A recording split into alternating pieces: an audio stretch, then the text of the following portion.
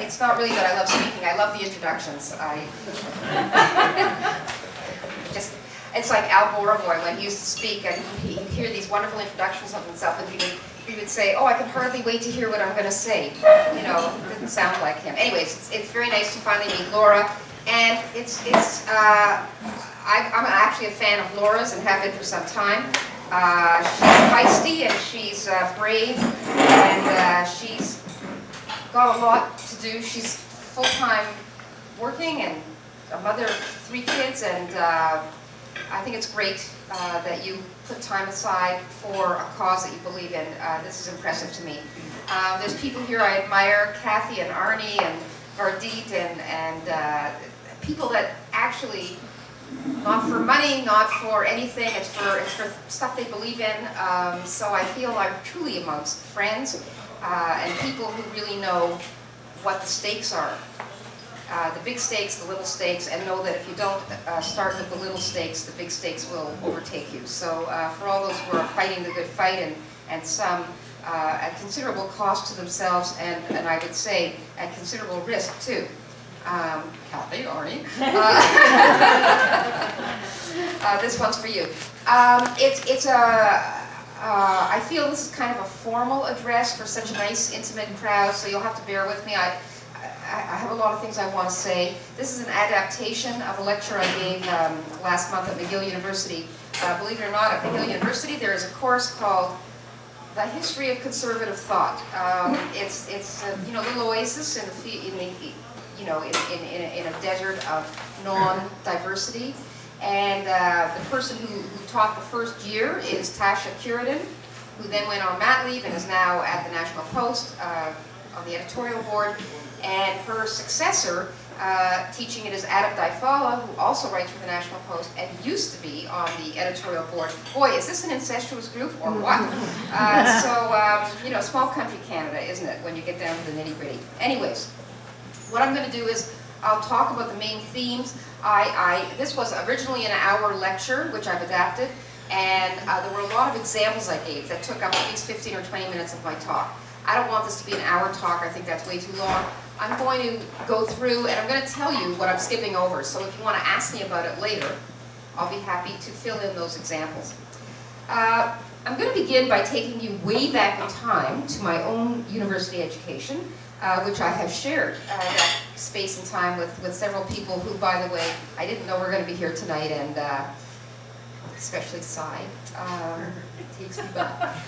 Anyways, clubs, talk amongst yourselves. Anyways, I'm taking you back to my own university days, which took place during what is often referred to as a golden age in campus history, which basically ran from 1945 to 1970. Being very old as I am has certain advantages, and having experienced a classic liberal education is one of them. So I attended the University of Toronto from 1960 to 64, first in an honors program called Latin with an English option. There were about 9 people in the course. Small classes were advantaged, which shortly after my tenure there expired from inanition, I believe, and I then transferred into English language and literature.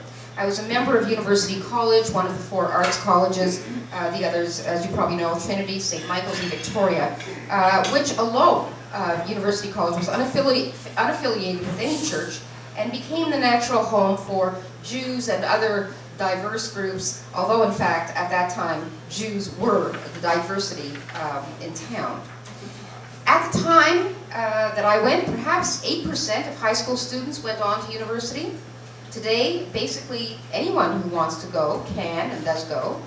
Since 2000, the number of full-time students enrolled in Canadian universities as undergraduate and graduate programs has grown by 31%. That's just in the last 10 years, according to Trends in Higher Education, tells us. The universities were still an elite institution in my day, and not ashamed of it.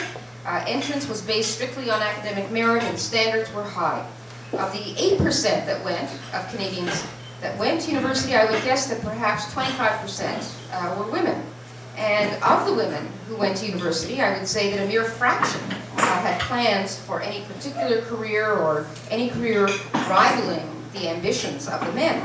Most of us, quite unabashedly, intended to end up with an MRS degree alongside our BAs, and few women at the time intended to privilege career over family life. I have to say that for a woman going to university in those days, it was a seller's market, let me tell you, because there were a tremendous number of fabulous guys and not so many gals, and it was sort of a nice scene. I think that women today with what is it, 70%, 80%, 90% in some arts courses are women. I don't know if they're having as much fun as we did.